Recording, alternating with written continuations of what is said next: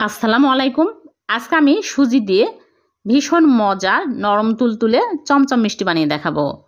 এই মিষ্টি মুখে দিলেই মিলিয়ে যাবে, এতটাই টেস্টি হবে, ঠান্ডা হওয়ার পরেও শক্ত হবে না। খুবই মজার এই মিষ্টিগুলো। আশা করছি আপনাদের ভালো লাগবে। ভালো লাগলে লাইক কমেন্ট শেয়ার করে দিবেন। তাহলে চলুন রেসিপি শুরু করি। প্রথমে এখানে আমি হাফ লিটার দুধের ছানা নিয়েছি। এই ছানা আমি লেবু রস দিয়ে কেটে ভালো করে ধুয়ে পানি ঝরিয়ে নিয়েছি। এখন হাত দিয়ে এরকম করে ম্যাশ করে নিব।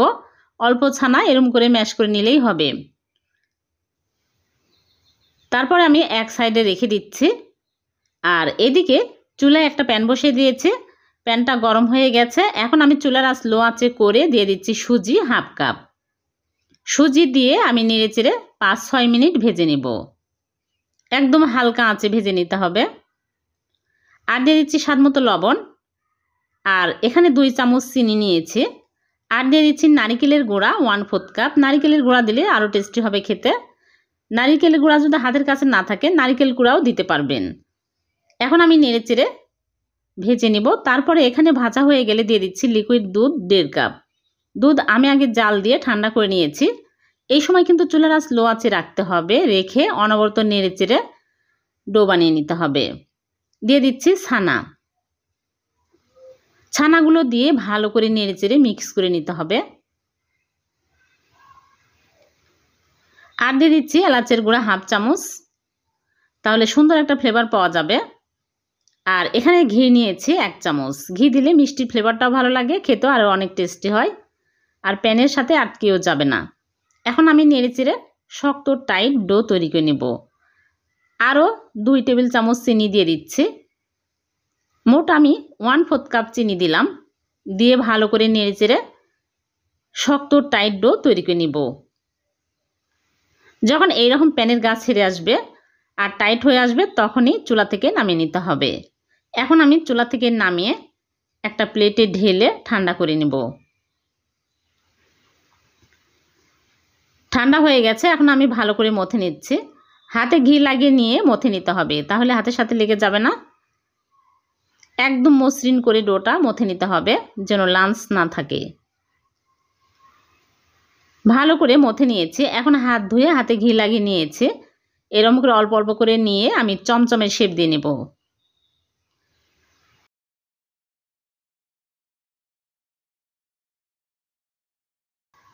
আর মিষ্টিগুলো একদম স্মুথ করে বানিয়ে নিতে হবে।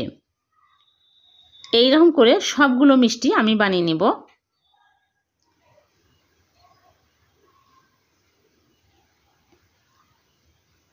সবগুলো মিষ্টি আমার বানানো হয়ে গেছে। দেখুন মিষ্টিগুলো দেখতে কত সুন্দর হয়েছে। মিষ্টিগুলো এক সাইডে রেখে দিয়ে আমি চিনি শিরা তৈরি করে নিব। এর জন্য চুলায় প্যান বসিয়ে দিয়ে দিচ্ছি চিনি 1.25 কাপ। আর পানি দিয়ে দিচ্ছি 1.5 কাপ। আর 2টা এলাচ দিয়ে দিচ্ছি। এখন আমি নেড়েচেড়ে জাল করে বলক তুলে নেব। চিনি গলে যখন ভালোভাবে বলক চলে আসবে তখনই মিষ্টিগুলো দিয়ে দিচ্ছি। মিষ্টিগুলো দিয়ে আমি মিডিয়াম টু লোয়ে রেখে ঢেকে জাল করব 5 মিনিট। মিষ্টিগুলো অনেক সফট গলে যেতে পারে। 5 মিনিট জাল করে নিব। 3 মিনিট আমি ঢাকনা দিয়ে ঢেকে জাল করে নিয়েছি। এখন ঢাকনা খুলে আরও 2 মিনিট জাল করে নেব। মিষ্টিগুলো বেশি নাড়াচাড়া করা যাবে না, অনেক সফট গলে যেতে পারে। এখন আমি চুলা থেকে নামিয়ে 2টা এলাচ তুলে ফেলে দিচ্ছি। ঢেকে রেখে দেবো ঠান্ডা হওয়া পর্যন্ত।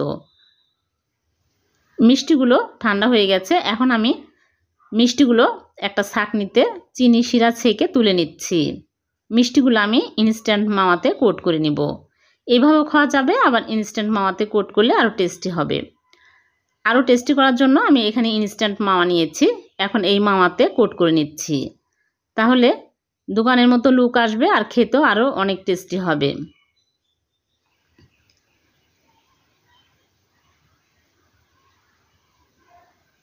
সবগুলো মিষ্টি আমি কোট করে নিয়েছি। আর একটা মিষ্টি আপনাদেরকে দেখাচ্ছে কতটা নরম তুলতুলে হয়েছে আর কত ইয়ামি হয়েছে দেখতে। খুবই মজার। এই রকম করে একবার হলেও মিষ্টি বানিয়ে দেখবেন, মুখে দিলে মিলিয়ে যাবে, এতটাই মজার হয়। এই মিষ্টি খাওয়ার পর কেউ বুঝতেই পারবে না যে সুজি দিয়ে তৈরি করা। ঠান্ডা হওয়ার পরেও শক্ত হবে না, এতটাই টেস্টি হয়। ভালো লাগলে লাইক কমেন্ট শেয়ার করে দিবেন, অন্যকে দেখার সুযোগ করে দিবেন। আর এরকম নতুন নতুন রেসিপি পেতে চ্যানেলটিকে সাবস্ক্রাইব করে চ্যানেলের সাথেই থাকবেন। পেজ থেকে দেখে থাকলে পেজটিকে ফলো দিয়ে রাখবেন। আবারও দেখা হবে নতুন কোনো রেসিপিতে। আল্লাহ হাফেজ।